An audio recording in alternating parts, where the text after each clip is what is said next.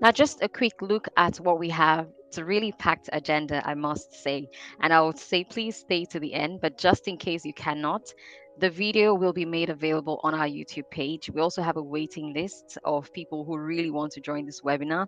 So that's the reason we're recording it. You're going to be hearing from John Carley, who is the Vice President for Circular Economy, Federain, and also the Board Chairman of Southeast Energy Agency. Then you will hear from Dr. Shirley Gallagher, who is the Chief Operating Officer, Second Life Battery Services. And then Daniel Montalvo is joining us, and he is the head of Clean and Circular Economy, European Environment Agency. And then Councillor Maria Dollard will be taking you on a journey of climate change and local government. So let's just go to the origin. Why are we doing all of this? Why are we even having this webinar? Why the EU Climate Pact? Now, if you recall, by 2030, the EU emissions are meant to be cut by at least 55%, which is why 30% of all EU expenditure is going to climate related projects such as the EU Climate Pact. Now, this is going on up until 2027. And hopefully by 2050, we would have achieved climate neutrality. I would just say fingers crossed to that, hopefully. So, when you're talking about the European Climate Pact, what exactly are we talking about?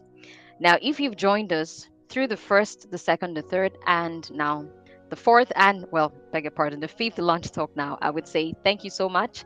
And if you're joining us for the first time, I would say you're welcome and you have really missed a lot.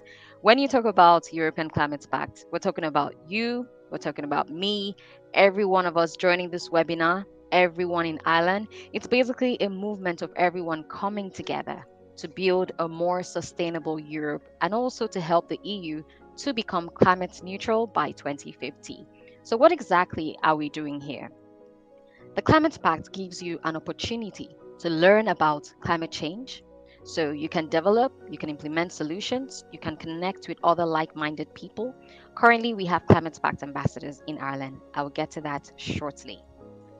Now, there are just three key objectives of this project. It's to raise awareness about climate change, the impact it has on people's lives, to inform everyone about policies, initiatives, and sources of funding related to responding to climate change, and to encourage change by incentivizing and empowering people to take climate action. So, primarily, we're just focused on individuals, groups, communities, public, private organizations, I would say everyone.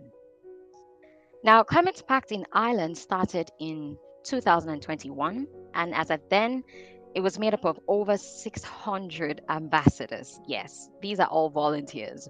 There were pledges collected, there were tools developed, but then this needed to be reworked because if you're working with over 600 people, you know how that can be. So, this is where we come in. Southeast Energy Agency is the country coordinator for Climate Pact in Ireland. So, what do we do? I'd say we reconcile everyone.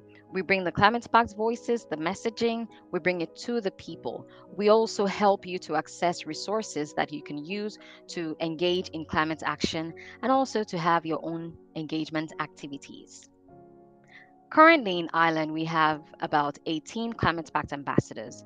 Now, I would call these people the champions. You're going to be hearing from two of them today, Dr. Shirley Gallagher and also Councillor Maria Dollard. Now, we have politicians, we have researchers, we have SEC mentors, we have so many people, and it's all spread out. It's not like, oh, it's concentrated in only one place. We have people in Cork, Waterford, Wexford, everywhere. And next year, February, we're actually expanding. There was a call that went out earlier, I think sometime in October, for new ambassadors. So we're expecting new people to join us. So thank you so much for listening to me just talk about EU Climate Pact. Now you're going to be hearing from one of our key speakers today, John Carley. He is an accomplished professional with a distinguished career in public service, infrastructure, and community development. John is the current Vice President on Circular Economy at Federain, that's the European Federation of Agencies and Regions for Energy and Environment. And since 2020, he serves as the Board Chairman of Southeast Energy Agency. Now, while he worked with the Wexford County Council as Director of Service, he managed a 50 million euros budget and delivered key projects, including Ireland's first passive houses, coastal erosion initiatives, and deep retrofits for social housing. Now, over to you, John. Thanks very much, and good afternoon, everybody. My name is John Carley, and I've just been introduced, and I'm going to talk about bioenergy in the circular economy. As Adima has explained, I'm the Vice President for Circular Economy within the Federan. Federan is a group of European energy agencies, and there are 3 or 4 of us in Ireland. Tipperary, ourselves, Codima, are members. And I'm on the board of that, and part of that is that I've agreed to today's talk on European Climate Pact, mainly because I'm also chair of the Energy Agency, and it's part of our brief. Thank you. The history of the Energy Agency in the Southeast: we started off as a non-profit, and we're still a non-profit in 2 counties in Carlow and Kilkenny. We then expanded to Wexford, and we've recently included Waterford. We're an independent agency. We have a voluntary board of directors, and that consists of private, public and community sectors. We support the energy user in trying to use energy more efficiently, monitoring energy use, and greater choice in regard to the renewable energy sources. We're also, one of the projects we're in is we're SEC members for the Southeast region since 2016, among the many projects we have. We have a population in the Southeast of 422,062. We've 4 counties, obviously. We've potential of about 4,800 jobs in renewable energy sources in the Southeast, and we've created about 34,100 jobs in the Southeast since 2012. Thank you.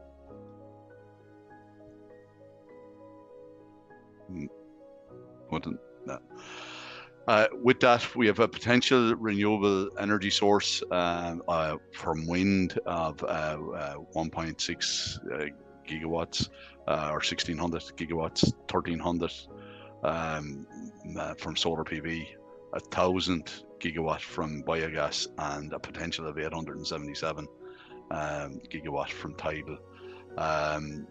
Biogas accounts for 8.9% of the overall energy demand in the region, but it can be increased to around 6.9 gigawatts, or 56% of the overall demand, based depending on what land and livestock management you use. We recently did a report on all of this, and that's where those statistics are coming from. It's the potential for renewable gas and the development of bio-CNG in Ireland's southeast, and we published that in July. We'll probably attach that to the presentation at the end so that you can connect to it and have a look at it yourselves. Thank you. Biogas production and source from municipal waste. The total regional potential of sewage sludge is 0.7 million, and with an energy content of about 7 gigawatts per hour. Residential and non-residential food waste has a potential of about 84 gigawatts per hour, and biogas has a potential to be used as a heat source or in a CHP with an efficiency of 82%, 30% electric, 46% heat, and converted to biomethane with a methane loss of about 2%. In other words, you could use biogas for a number of ways. The biggest potential is probably in electricity and heat, from our point of view. Thank you. In terms of the sources for it, this slide is a very interesting slide in that you could use, there's industrial, municipal, food waste, services food waste, domestic food waste, but the 4 others are entirely in agriculture. So agriculture in the southeast has the potential, along with having your cows and your cattle, you have the potential then to have a production of biogas. If you go to Germany and places like that, there's widespread use of biomethane. less so in France, although they're starting to gear up towards it. You can have tillage crops, beet, rye, triticale on a rotation crop for so that you could have, along with the rest of the crops you have, a 20% of tillage could be existing tillage land, or new tillage land could be used, and grass silage. There is the potential to use grass silage for biomethane as well, and it produces a very good clean biomethane. Thank you. We have been part of a REG Energy project. It was an inter-reg project in the Northwest with our partners across Europe, France. I think we had one in Slovenia, and across the European Union, where we were part of what we were doing was looking at energy efficiency, renewable energy, and a carbon reduction. We were trying to share best practice with interested regions and support this region to develop renewable energy partnerships. So next slide, please. Down in Waterford in Portlaw, Ormond Organics are there. They're actually very close to, this project started out in a different way. They're very close to the national grid network. They tried connected into the grid network because they had a food waste plant, and they put in a biomethane plant and an anaerobic digester and produced plant. Now what they're doing is that because they couldn't get that up and running, they entered into the project with us, and we as an agency helped the Kilkenny County Council, who were one of our partners, and Wexford County Council were another one of our partners, to put in gas boilers for the use of biomethane in the machinery yard in Kilkenny and in the fire station in Wexford. And what happens is the gas is compressed, put on a lorry, and delivered to both of those places. And from that, subsequently, a number of boilers have been put in across the region. We started to pilot more or less of getting it, showed it could be got up and running, and we could, that the project could be successful, and it's a very useful outlet for the gas from the Ormond Organics plant. Thank you. That's it. Thank you. Okay, thank you so much, John, for your presentation. And we're moving now to Q&A. Does anyone have any question for John? Please go ahead and ask your question now. Oh, you can actually type your question in the chat box, or you could raise your hand and you will be recognized and allowed to speak.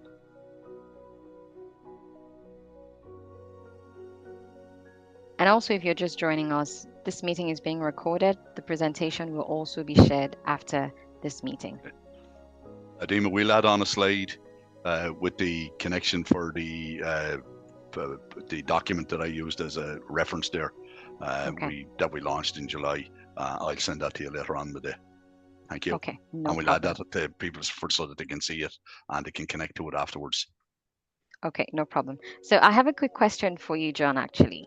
So what emerging technology or innovation, in your own opinion, you think would hold the most promise for enhancing the efficiency and carbon neutrality of bioenergy systems within the circular economy? I can take it again. What emerging technology or what emerging innovation do you think, this is your opinion, do you think holds the most promising, it's the most promising for enhancing the efficiency and carbon neutrality of bioenergy systems within the circular economy? Well, my opinion is anaerobic digestion is a tried and tested technology. It's fairly low tech, which means it doesn't go wrong, and people are using it all across Europe, and there are some quite large plants in Europe, much larger than we have here, and some of them are being used for district heating as well as producing electricity. Okay. There's another question here for you in the chat box from Maria Dollard. She said, thanks, John. Who do you envisage scaling up these projects to mainstream them? Private, public bodies, farmers? I suspect that it'll be a combination of private equity, because there are a number of private equity companies that are into this, along with co-ops and farmers. Like, it's an ideal form of the cooperative movement that has been tried and tested in Ireland, and it also has worked in Germany, and it has worked in France as well. And I can see where farmers in a local, like in Germany, a large number of villages come together, and they have their AD plant, and farmers are all part of the co-op along with the villages. Okay, thank you very much. Okay, yeah, Maria's nodding to that. All right, don't forget, you can put your questions in the chat box. We're moving on to our second speaker shortly, Dr. Shirley Gallagher. All right, so Dr. Shirley Gallagher is a big picture sustainability thinker.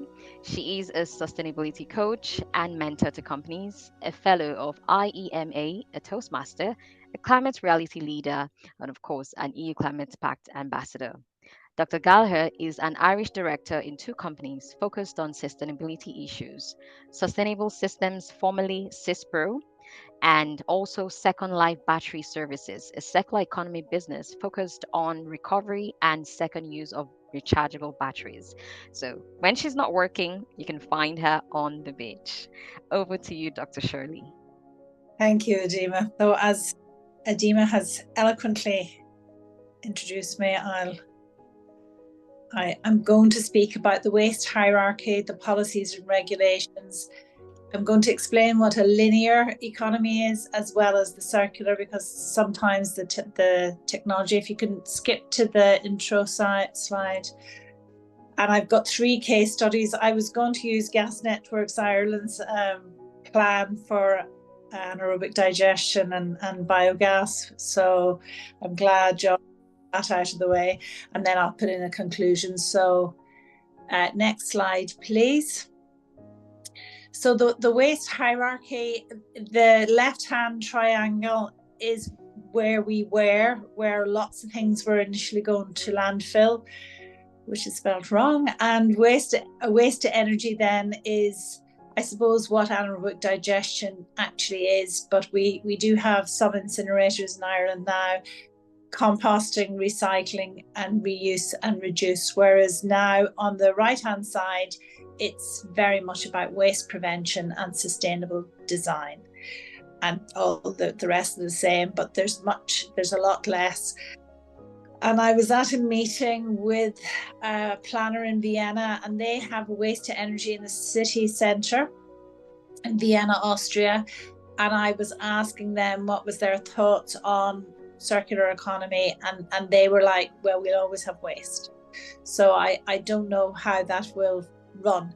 So next slide, please, Adima.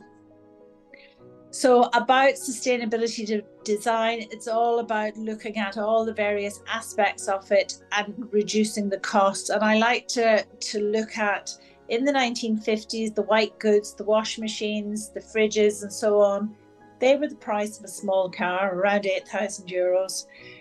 And in money in that time, which was a lot more expensive than they are now, and the cost has seriously reduced, and we're expecting the cost to continue to be reduced with the circular economy coming in, because we will be able to make more money.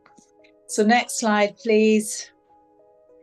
And this is a directive I was involved in helping get through the European Parliament, initially through the Committee of the Regions, which is the local authority angle, the leg of the European Parliament. And it's about common rules about repairing goods. There's a lot of work that needs to be done. It won't actually be transposed into law until 2 years' time. But it looks at new obligations on manufacturers and also retailers to help support consumers choose repair and replacement rather than buying new. Next slide, please. So I've just put a list of all the various different legislation that's coming, that has happened, that's become part of the circular economy, and and there's more to come. Next slide, please. So now I'm going to describe the linear and the circular economy. So next slide, please, Adema. So before we describe the two types, I'm looking at the 7 pillars of the circular economy, and metabolic in the Netherlands. The Netherlands have been at the forefront of the circular economy across the world. And the first one is that materials maintain their value, that that they're not reducing their value as we progress through their use. We use renewable energy, sustainable water, we look after biodiversity, society and culture, health and well-being, and the 3 Ps are planet, people and profit, so which is also kind of known as environmental and social governance. So next slide, please.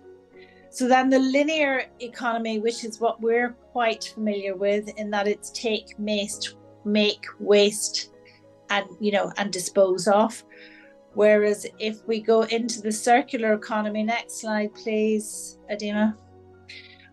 There's 2 parts to it, in that there's the system level, the big picture level, an industrial system that is restorative or regenerative by intention or design. And also at a product level, that an economic system that aims to maximize the reuse of products and materials and minimize the value loss. Next slide, please. So again, looking at the sustainable design, it's similar to the circular economy, in that at every stage in the process of the system or the product, we look at where can we maintain value and extend life, and that's really what the circular, it just continues to be repurposed and reused. Next slide, please.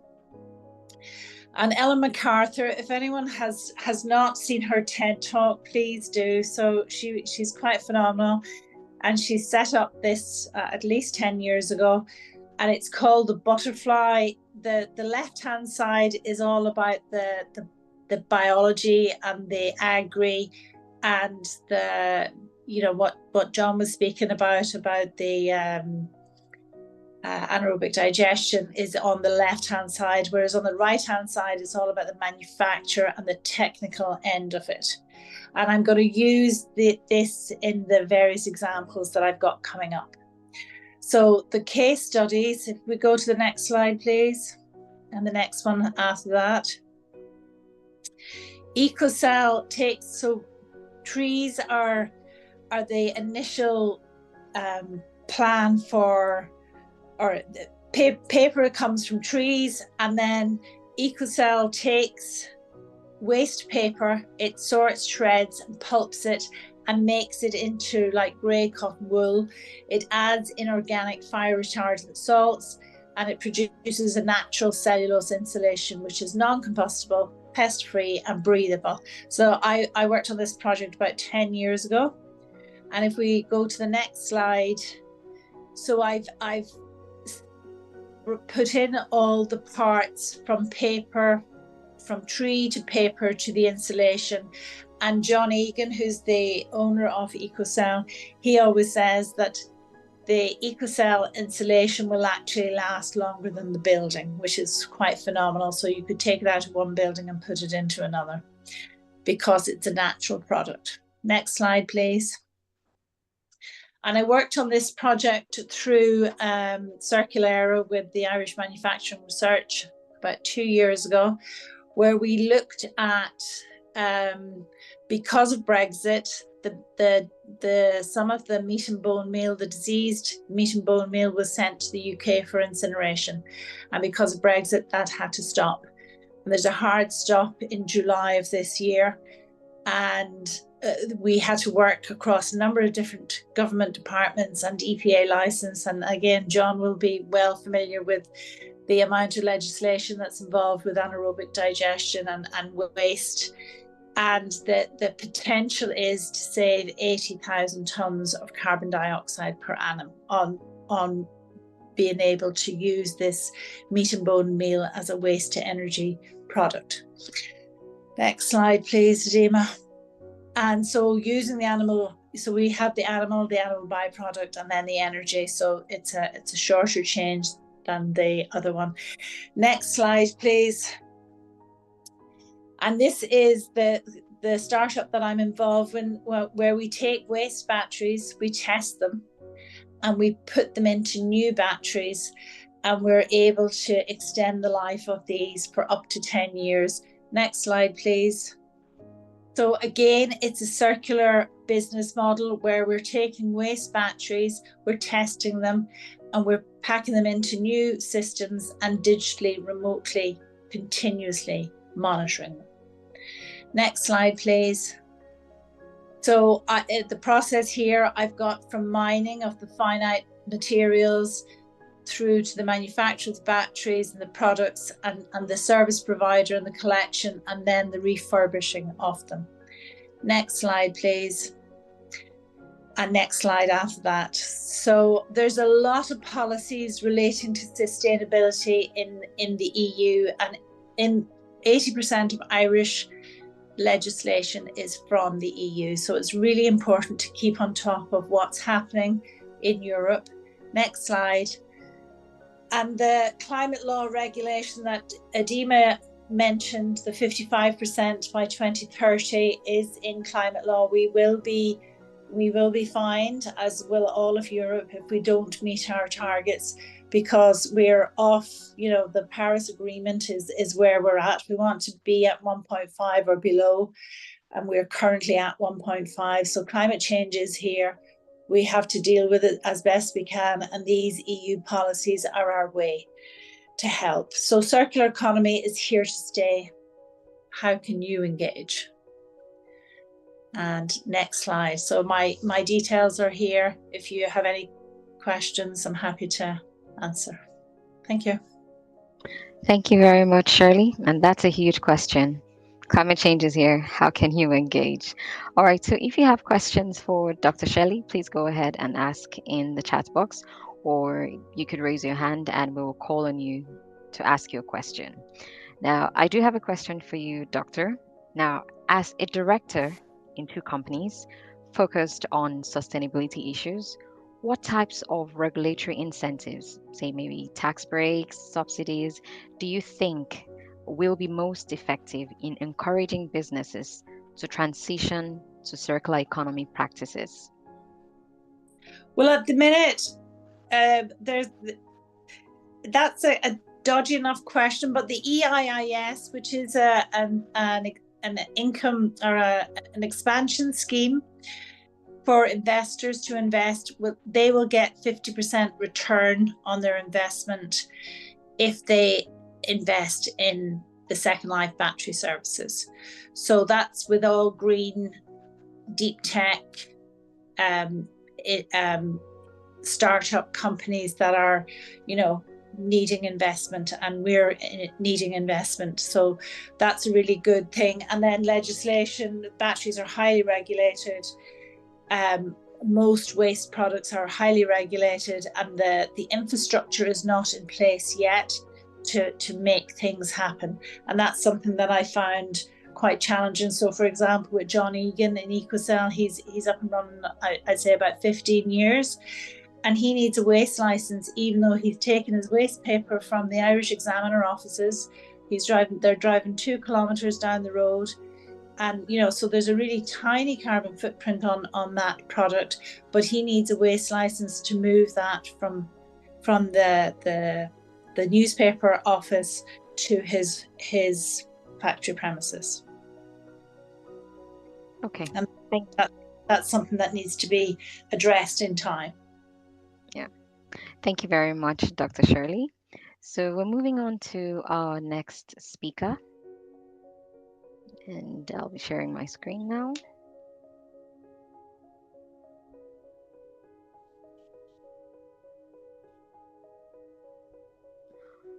All right, so shortly you will be hearing from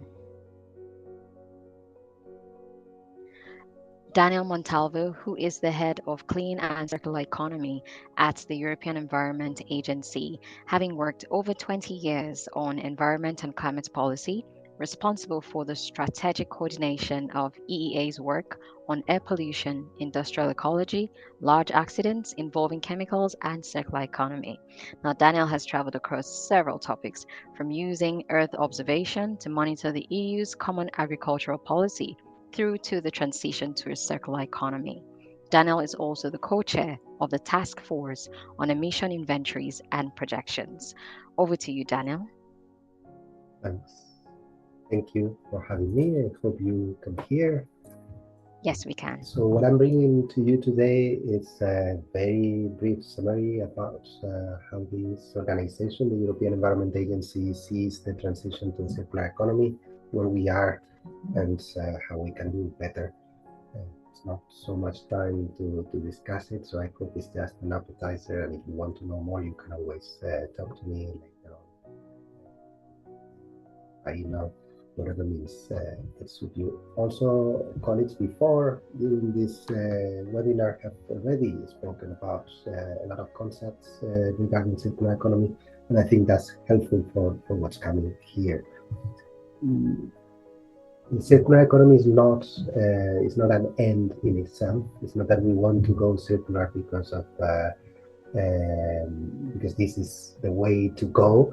It's because it delivers a number of benefits, both on economic goals, but very importantly on environmental and climate goals. So it's a means to actually achieve goals in these other agendas, mainly climate mitigation, but also biodiversity, as it was mentioned, also the topics like pollution and so on.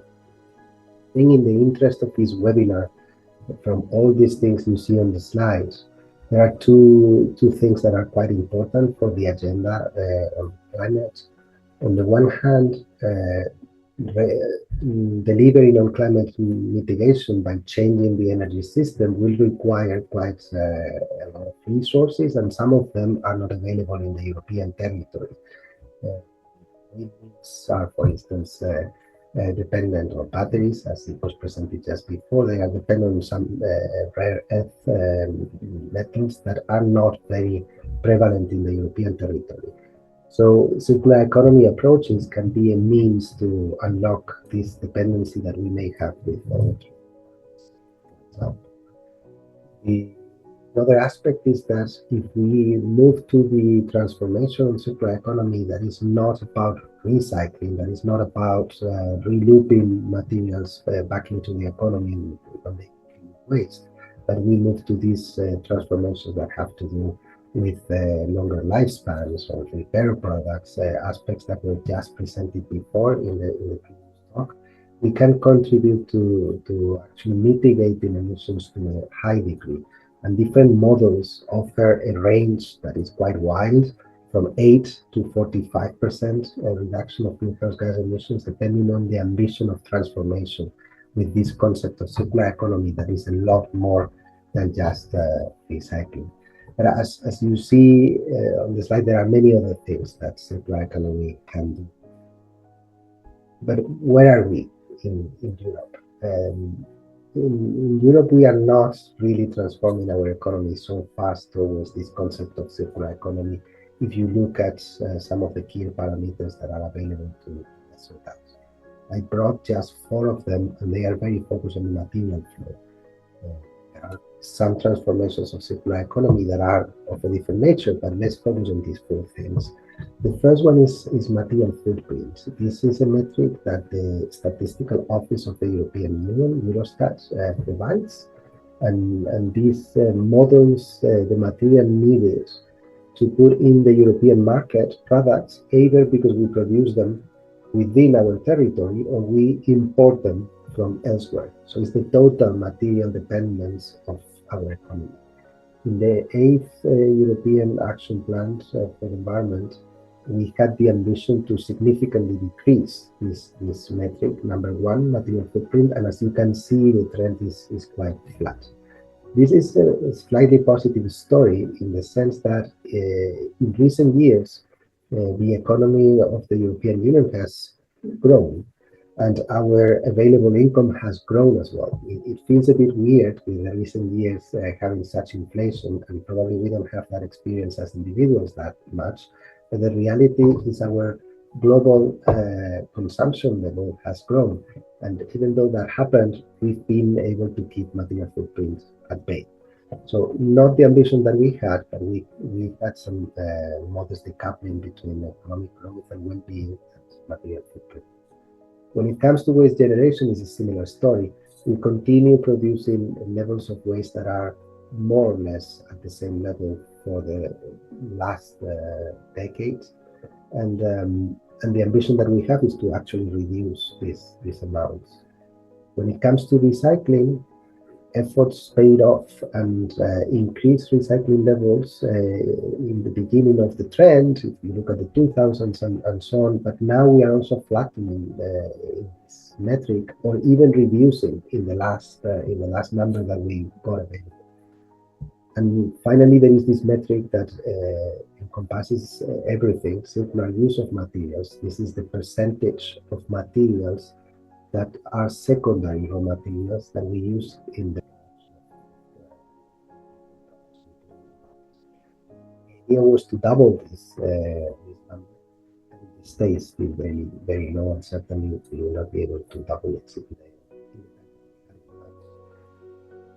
This, as I say, it's also related to this fact that the European economy continues to grow and our consumption levels continue to grow, mostly on areas of consumption that require materials, and then we are not able to reduce in absolute terms these parameters, but we are still containing additional environment degradation.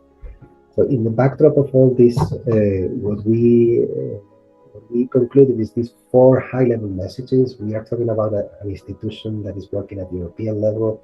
So most of the presentations we've seen so far are super concrete. This is a much higher level of aggregation, right? The first message is that a circular economy cannot be 100%. It is actually very low, as you saw so far. We can grow it. There is a huge opportunity to grow circularity in Europe. But we have to also look into the totality of resource use that we need to run our economy. We need to move towards a less material intensive economy, because there is always embedded environment degradation in processing and extracting materials and turn them into products. This leads us to the second message, which is that when we see most gains in the future of a transition to circular economy is actually in the utility of maximizing the utility of existing products. This has to do with this longevity, the quality of the products that we put in the market, how long we use them, how much we use them, whether we share them with others to maximize this use and so on. It was already presented in a way in the previous presentation in quite an interesting case, how longevity can be something that from an engineering standpoint can be delivered, really reduce our dependence on new materials.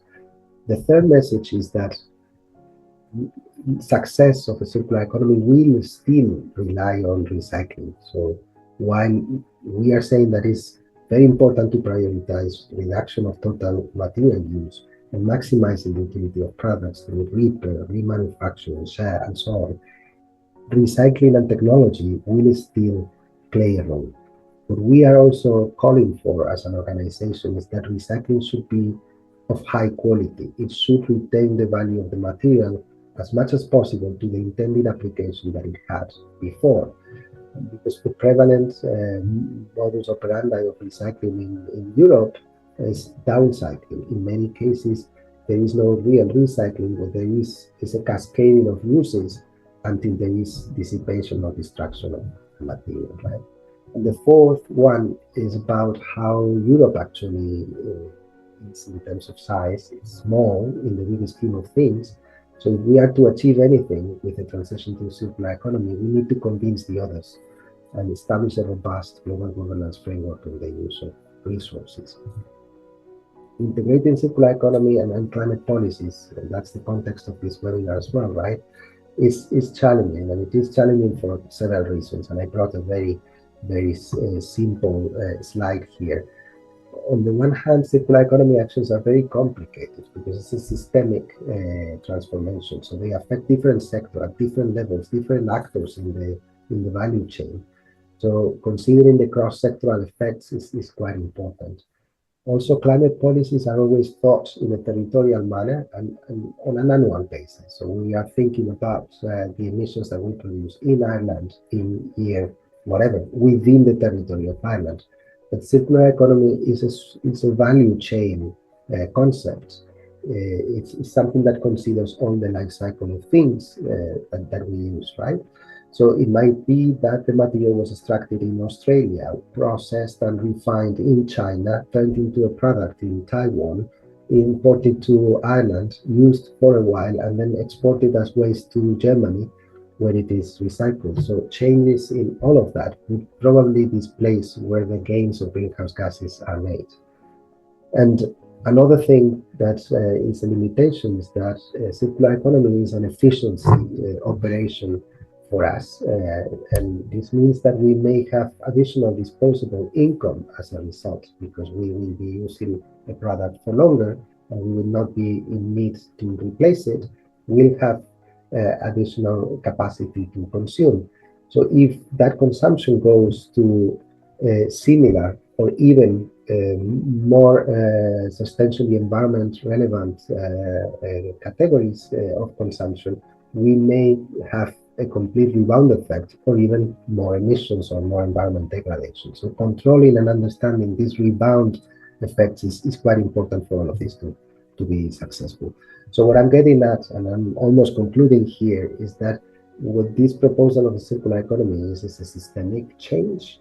And normally policymakers are thinking that the difficult thing is to find something new and then scale it up. This green arrow that you see, some of the ideas that were presented by the previous colleague are about that. They are new solutions that are put in place in the market, and policymakers think that the difficult thing is to make this happen because it's new, expensive, and so on. But actually, I think the most difficult thing is actually to give a space for this new solution by stopping doing things that are worse. This is the red arrow, the phasing out. And this is where the conflicts appear, because there is probably an incumbent solution that is more powerful in the market, that doesn't want this green arrow to happen. And this is where the policymakers should be, and initiatives like this one, European Climate Pact, to create enabling conditions and accelerating this transition, helping the green arrow to grow while being gentle in phasing out those in the red arrow. So to conclude, and I would be happy if you take away these three things. I'm going to say this. The first one, we cannot approach environment policy anymore just with incremental changes that are based on technology. The transformation we are calling for is much more systemic. This means that solution will imply a rethinking of how business make money, how we consume ourselves as citizens, but also how the governance of all of this is designed, because the circular economy will certainly require adjustments in insurance policies, in procurement law. Everywhere where you look, you will have to consider the differences of the circular economy as opposed to a linear economy. And finally, something we didn't speak that much because of the time available, if there is going to be a transition, there will be winners, there will be losers. So it can only happen if it is just, and we establish the mechanisms for that disruption to be managed, for these losers to get help, and for these winners to support those that will be disrupted. And this needs to happen within Ireland, within Europe, and certainly with our global partners, because we need to have an assertive trade policy for sure, but also we need to be considerate with the global South. So these are the three things that I wanted to conclude with, and thank you for listening to me. Thank you very much, Daniel, for your presentation. And as usual, we do ask if you have any questions, please put it in the chat box, or you could raise your hand and we will ask. So someone here, Simon McGuinness, says, construction metals as elements on the periodic table are infinitely recyclable and infinitely reusable. Already, metals are typically 90% recycled in the EU, but this is not counted in their carbon footprint, which assumes they are landfilled at the end of life. This is due to a failure in the sustainability calculation standard EN 15804. How can this injustice be corrected? Yeah. Well, that's quite a deep question indeed. Yes, it is. I think this was included in one of the messages I had in that slide with 4 messages. In the first one, that indeed recycling is a great thing to do, but if you can avoid it, it's better because it implies consumption of energy, pollution releases, and so on and so forth. Also, metals indeed are very easy to recycle from a technical standpoint, but not all of them. If you look at certain substances, like for instance, lithium, there are not so many technologies that are very good at recycling lithium. It is a very dirty business. We have very little capacity in Europe, nearly zero, I would say. So indeed, considering the footprints of recycling is important, and that's why we just published very recently a report on the quality of recycling that actually considers that good recycling is not only the one that achieves a big retention of the qualities of the material, but also one that pays off from a life cycle assessment perspective in terms of environment consideration. So yeah, these type of initiatives could probably end up changing the standards, which is in a good actionable way of ensuring this. So thanks for the question, it's very good. Thank you, Sir Daniel. All right, in the absence of any more questions, we'll move on to our next speaker. I wouldn't want to say the final speaker because she has a whole lot to share. Now, I'm talking about Councillor Maria Dollard. She is an elected county councillor for Kilkenny County Council. She's a Green Party councillor with a background in adult and community education and disability activism. She lives in Kilkenny with her husband and family, and her interest in climate action and climate breakdown was initially sparked by her husband's lifelong interest in climate and weather, and his observed changes in weather patterns over the last 30 years.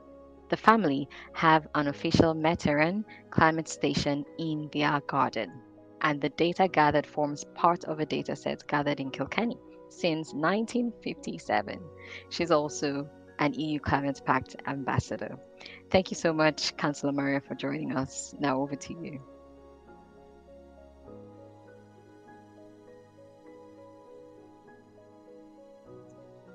Thanks very much, Adima. And thank you for inviting me today. I feel a little bit inadequate compared to all the other speakers because I'm not a scientist, I'm not a business person, I guess like I'm just an ordinary person. There's a well-known comedian in Ireland, and he describes himself as a climate warrior rather than a climate warrior, and I think I fall into that category a little bit. And I suppose my presentation today really is bringing it right back down to the ordinary, everyday interactions that I have as a county councillor with ordinary people who go about living their lives, who don't probably have an interest or an engagement in some of the things that we talked about today, but however their lives are going to be impacted by them and have been impacted by all of the things that we're talking about. And I suppose it's how do you make that something that is tangible and real on the ground. So my first slide there is 2 events that we've run in 23 and 24 to celebrate World Earth Day. And as part of that celebration, we also highlight the fact that around that time every year that Ireland hits the Irish World Overshoot Day. And that's the day that we as Irish people have used up a full year's worth of the Earth's resources. So that's been happening in April for the last few years. I think this year in 2025 it's going to be May, so we're improving a little bit.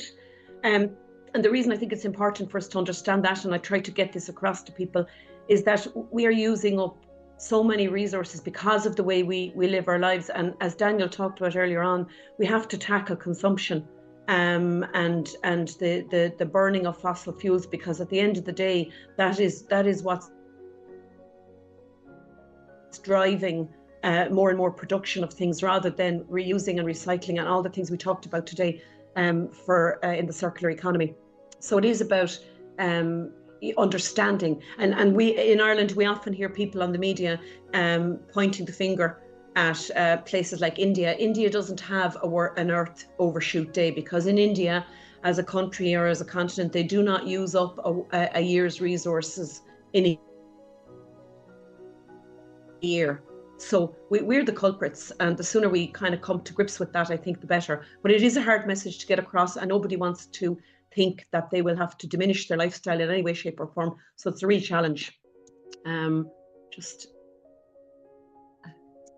Okay.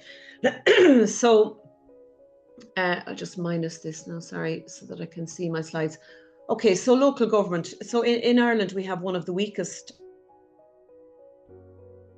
local government's systems in the EU, which makes it very difficult for a local politician to influence policy in any major way.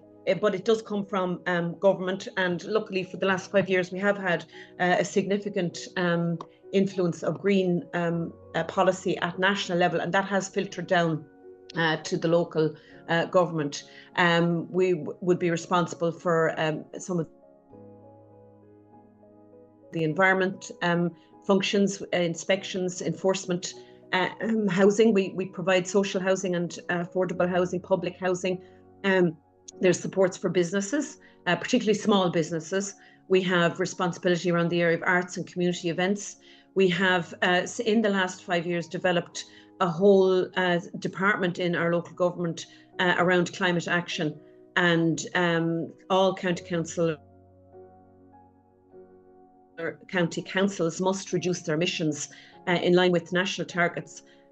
However, those emissions that the county council use are a tiny percentage of what is used overall in the country, and I suppose their job is not just to lead by example, but also then to support the local community to follow suit. And then, as an elected member, I suppose I would see our role. It's front-facing with the public. We represent their views, but we're also dependent on the public for support in order to remain in the role as councillor. So sometimes some of the things you're kind of advocating are not popular, and as a result, you can lose your position as a local representative or a national representative. And certainly for me, as a Green Party councillor, we have experienced that in a very significant way in the last general election. So there's risks, and but it is also work that needs to be done and must be done. So in terms of environmental inspections, the County Council has recently agreed with the farming representative body for protocols around inspections. Kilkenny has been poor. We have a poor record of inspections across a whole range of areas, but it has improved in the last year. It's still way below what it should be, but certainly engaging with farmers,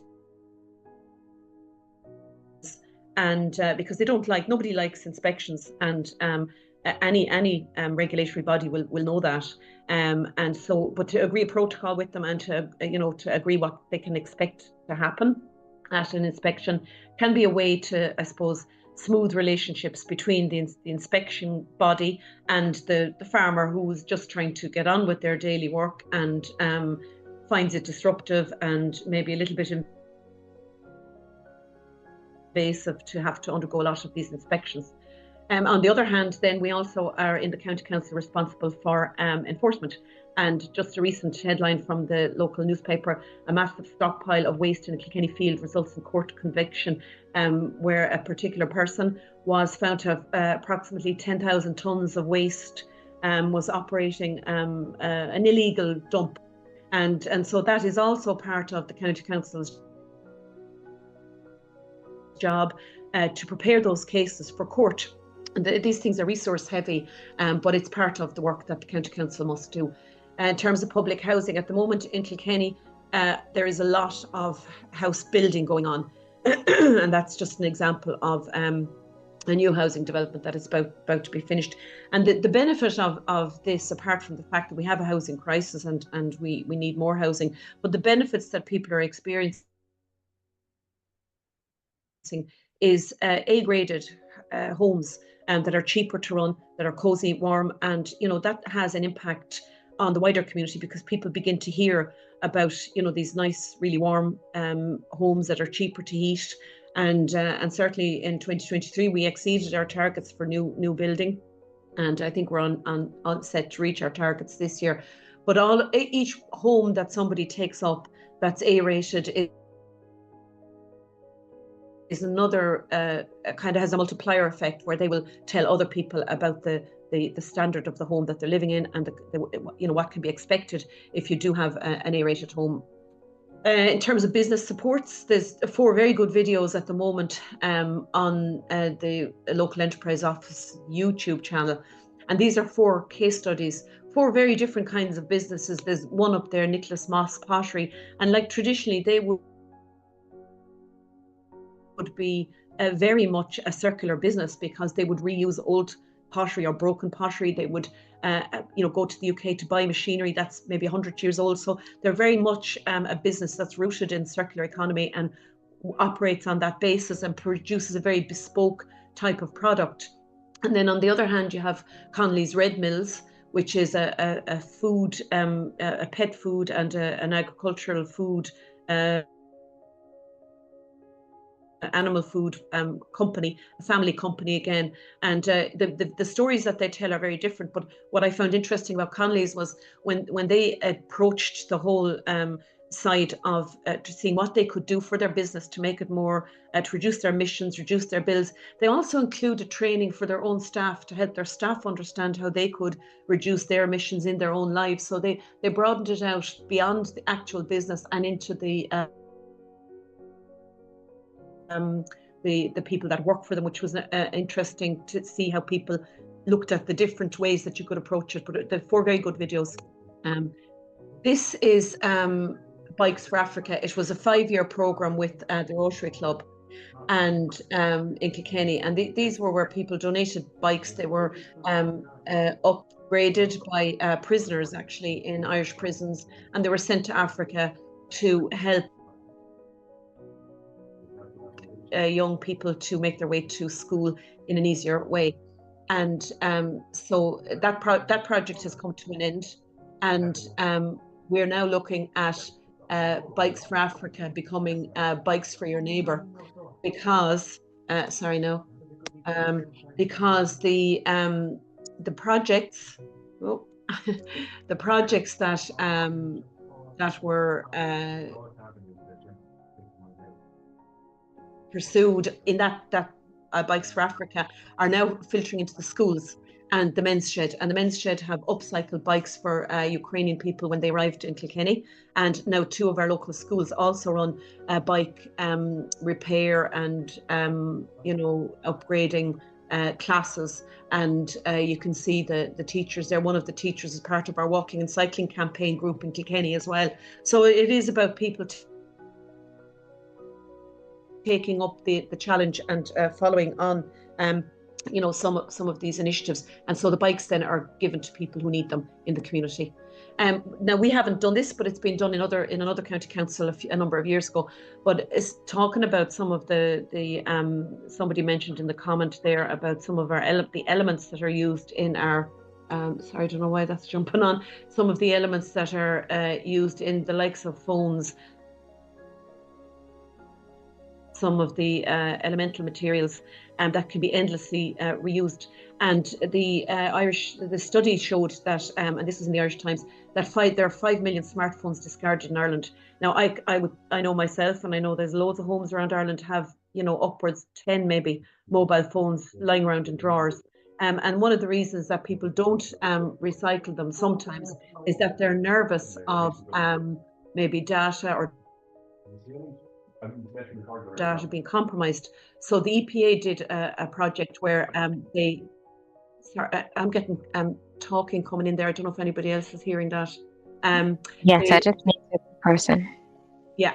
So they what they did was they supported the local county council to safely wipe the data off the equipment.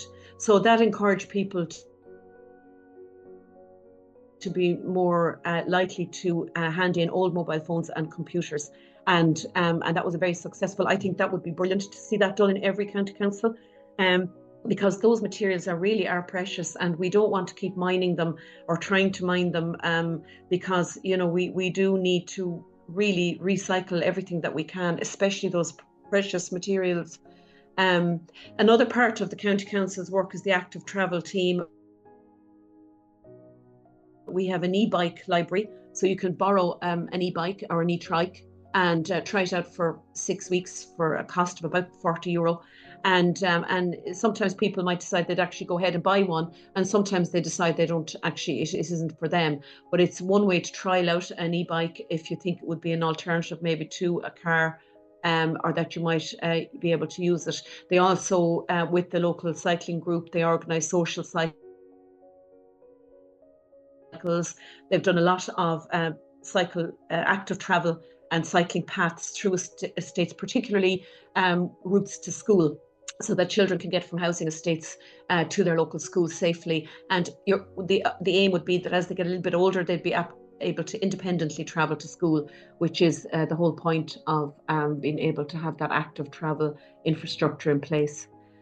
The libraries come under the local authority, and in Kilkenny we have a number of initiatives in the library. One is Repair Cafe. They've run a number of those, and also the Community Energy Hub, which is another great initiative that allows people to find out information. Sometimes people will contact me because they think because I'm a Green Party councillor, I would know all this stuff. I'm not an engineer, so I'm not best placed to advise people. I can only share my own experience with the likes of solar panels or an electric car. But really, for professional advice, people need to get an expert to talk to. And the Community Energy Hub and the Energy Advice Clinics is another fantastic, free initiative that allows people to be able to get that information. The other thing that has been done is a library of things. I mentioned the e-bikes earlier on, but there's also, you can borrow a sewing machine in one of the libraries in Kilkenny. And again, the whole idea is that rather than people feeling, and some of the big supermarket retailers are really great at selling us lots of tools and power tools, but sometimes we don't need these over a long period of time. We might not use them again, and so a library of things is another way to allow people to access tools that they need. And particularly, people are living in apartments, they may not have storage space for all of these gadgets and things that we're so encouraged to buy and to have everybody have one. So a library of things is another growing initiative in Kilkenny. Then there's the Climate Action Plan, and we have very significant goals to reach by 2030. And the County Council have a Climate Action Plan devised. It's been passed by the members, and there are well over 100 objectives that have to be reached in that Climate Action Plan. But the council reaching their goals is only a tiny amount of our emissions in the county, and so it just is, I suppose, a way to show what can be done and how it can be done. We're certainly using biofuels in some of the vehicles. We've also purchased a number of electric vehicles. The Climate Action Officer is responsible for monitoring and reporting on climate and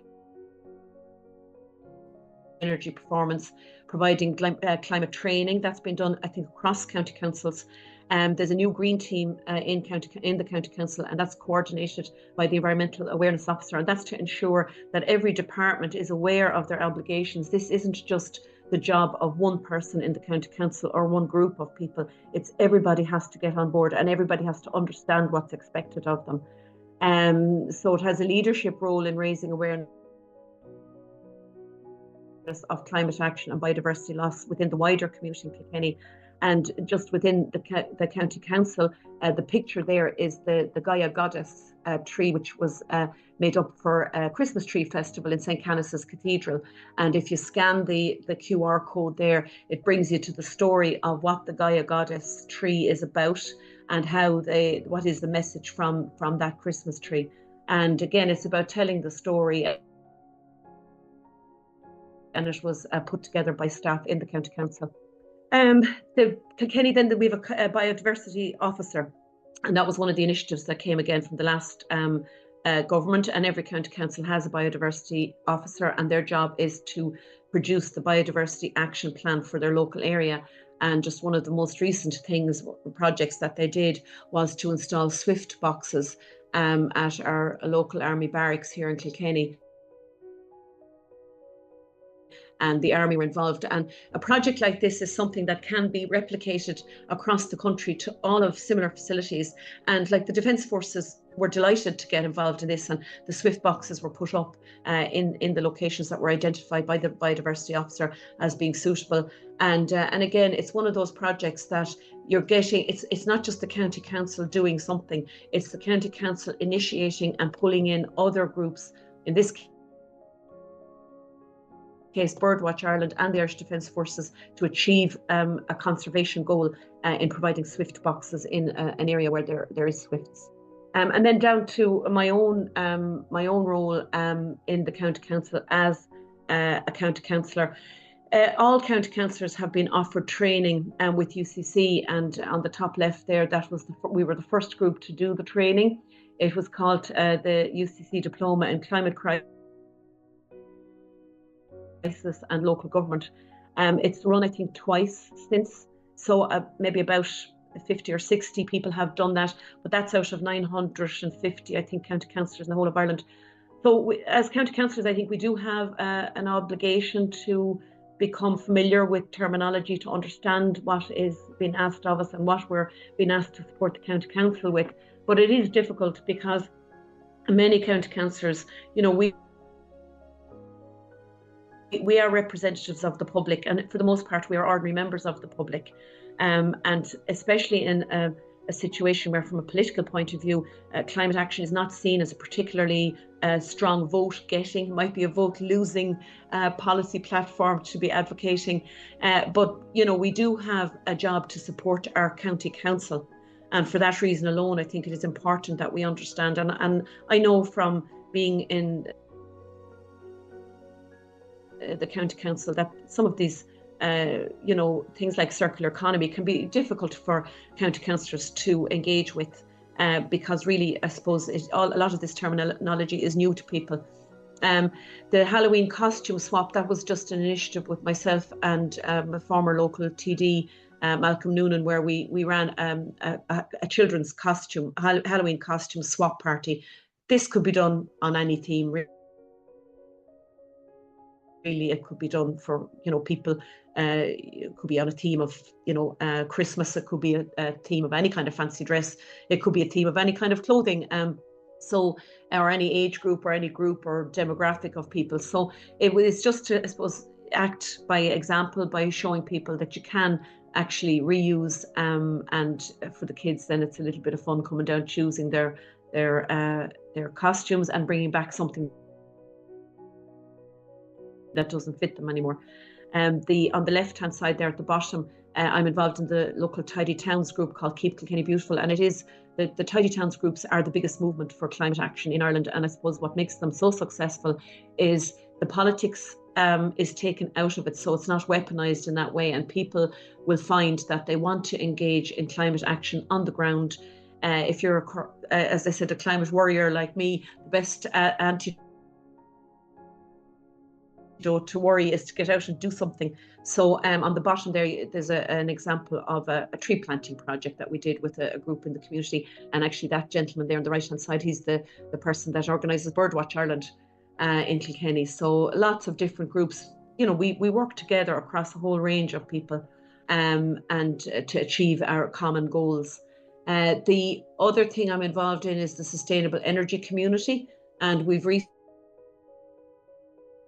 recently been afforded a grant to do an energy master plan for Kilkenny City, and what we're doing is we are going to be looking at the buildings and how they can be better insulated, what are the opportunities, create a register of opportunities, engage with the public, and we're dovetailing this with the Kilkenny City decarbonisation zone. So it's working again with the County Council to bring that message out into the community,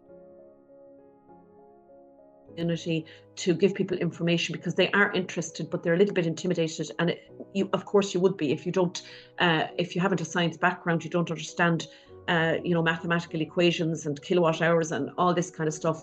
It can be very confusing for people, and they're nervous, and it's a lot of money. So sometimes people need to borrow and they're fearful of making a mistake. So we're working with the County Council to deliver that energy master plan in the next year.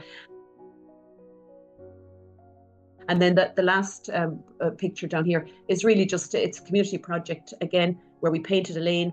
There isn't space there for planting anything, but it is about having pride of place and saying that even if you live in an area where there's a lot of concrete and a lot of paths, you can still, make a nice space, and place making is really important for people on the ground. Another project that I got involved in is the scything project, and this was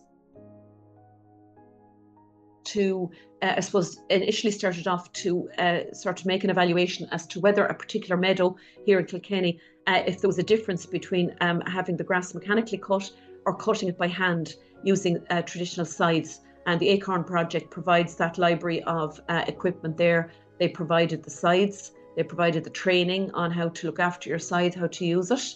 And we have had people borrow the scythes to do some hand cutting in meadowed areas in their own gardens. So they might have left a patch where they just let the grass grow, but then once a year they do have to cut it back and to let it land. We made hay bales with the youngest of the children, and we brought them then to our local traveller horse project. We didn't have very much hay left by the time we made that connection, but for next year we'll be in a far better position, and we'll be able to engage that community in a much more inclusive way for next year. Then we had another project that we did in our Tidy Towns is the Truce Garden, and the idea was to take a green space that just was grass being cut, and we used our volunteers, and we had volunteers come to us from International Protection, and we created pollinator beds. We have planted 30,000 pollinator bulbs that will hopefully, fingers crossed, come up next spring. And as part of that project is again about that, creating that sense of space and helping people to engage with their area. We had an oral history project, and it led to a very nice mural being produced. And people really are taking ownership of this area. And one of the things that I thought was very pleasing was, rather than coming in and saying to people, this is what you should do and you need this, after our 6 weeks of engagement with the artist, the people we engaged with were asking us, could some parts of that grass be let grow long and let the birds and the bees have something from it? So without us prompting anything, they actually came up with their own solutions, and we provided the pollinator plants from a local disability project, and they looked after those first, and then we got funding. We actually used our own funding for the bulbs, but we got a donation as well of bulbs. So we ended up with 30,000 pollinator bulbs being planted. So what am I trying to say here? Overall, what I'm trying to say is that climate action is a Venn diagram. It's not a straight line. So in terms of, I suppose, leading out on quality climate communication and education, it is about relationships. It's about, certainly in the space where I'm working, it's about engaging with communities, it's about engaging with places, and it's about engaging with stories. And in that space, I think a lot of really great climate action can happen. Will it save the planet? No, but it will change hearts and minds. And at the end of the day, a lot of our behavior is consumer driven. And if we can tackle that consumer urge to buy new to use up fossil fuels at a grassroots level, then the system will change easier in the long run. And so everything is all connected. And we will have our technological solutions, and we will have our policy and our national and international policies coming into play. But we do need to work on the ground with people. And I guess that's what I do. And it's what other people like me do. And I think we have something good happening here in Kilkenny. Thank you. Thank you very much, Maria. And I must say thank you again for all the work. I know we've been talking personally, especially relating to the EU Climate Pact, but now just actually taking a look at all the work being done, I just have to say thank you and a big well done. Now, I don't know if anyone has questions. Please, if you do, I'm getting really conscious of the time right now. If you do have questions, please go ahead and put it in the chat box and we will take your questions. And please be rest assured that we will share this webinar, the video as well, and of course the presentations. So not to worry, every one of us will have this. Okay. So Maria, just a quick question for you. How can, I know you have done a whole lot, but generally speaking, because we also have other people who are councillors here who have joined, we also have, so just generally speaking, how do you think local government can effectively prioritize and allocate limited resources to tackle both immediate climate challenges and long-term sustainability goals? Should I take the question again? Okay. Yeah, no, it's fine. I know what you're asking. I think there's no easy answer, because resources are always limited, and I guess that being strategic about what resources you have and how best to use them. Like, for example, the opportunity to apply for the Energy Master Plan, like that is an opportunity that any community can take on board. We did it strategically to dovetail with the area that the council need to work on themselves. So by us as a voluntary group producing this Energy Master Plan, we are supporting local government in their work as well. So I think talking to people, engaging with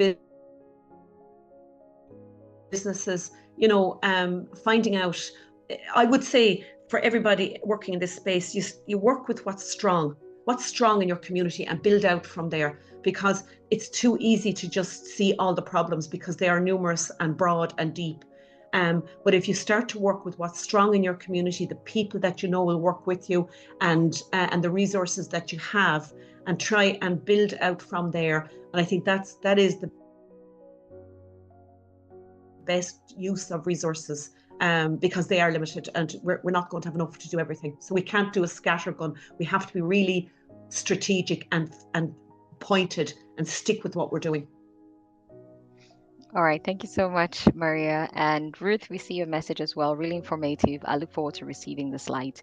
Yes, you will get the slides. Same with Heidi from Irish Rail, wants to connect with you, Maria, to work on something in relation to Irish Rail. So I will link you both after this. That's great. Yeah, I'm open to all connections. Yeah. Okay. And just as we wrap up this webinar, I want to thank everyone for staying all the way to the end. And I'm sure you're wondering, how can I get involved? I know, Edima, you talked about the Climate Pact ambassadors. Now, you don't have to be an ambassador to be involved. All you need to do is host a group activity, take your own individual action, engage with your local authority, spread the word. Please visit the Island Climate Pact webpage and also the general website of Climate Pact. You're going to see a truckload of resources that you can use to start your own climate campaign, if I have to call it. And then we recently launched the Climate Pact podcast. So please go ahead. Dr. Shirley, who you heard from earlier, actually was the host of our very first episode. It's up on our YouTube page. And you can catch up with Launch Talk 1, 2, 3, 4. This is the 5th. Now, our next event and timelines, the 6th Launch Talk webinar is scheduled to hold on the 27th of February, of course, next year. And it's themed Pioneering Green Mobility and Transport Strategies within Decarbonization Zones. If you're interested in this, do let us know. We're also going to be launching the hashtag Walk for Climate 2.0 between February and March. The dates will be communicated, but you can go and watch the highlights from hashtag Walk for Climate 1.0, led by some of our Climate Pact ambassadors. Then we also have the national event in person coming up in Dublin, March 2025. The date will be communicated. Right after this webinar, the feedback survey will pop up, and in the feedback survey, there is the part where you can indicate, just add your email address if you would like us to get back to you, if you would love to attend the national event. This one is bigger and better than the one we had this year. Okay, so we're going to be working in collaboration with the European Commission. I would say please don't miss it. Try as much as possible to attend. Finally, we have the EU Climate Annual Event happening in Brussels, 18th to 19 March 2025. If you want to go and you want to be involved, please reach out to us. The email is ie@euclimatepact.ie. Thank you so much for staying to the end of this webinar. We sincerely appreciate you, and we look forward to seeing you in webinar 6. Thank you as well to all our speakers. To everyone who stayed to the end, thank you as well. See you soon. Thanks, Adima.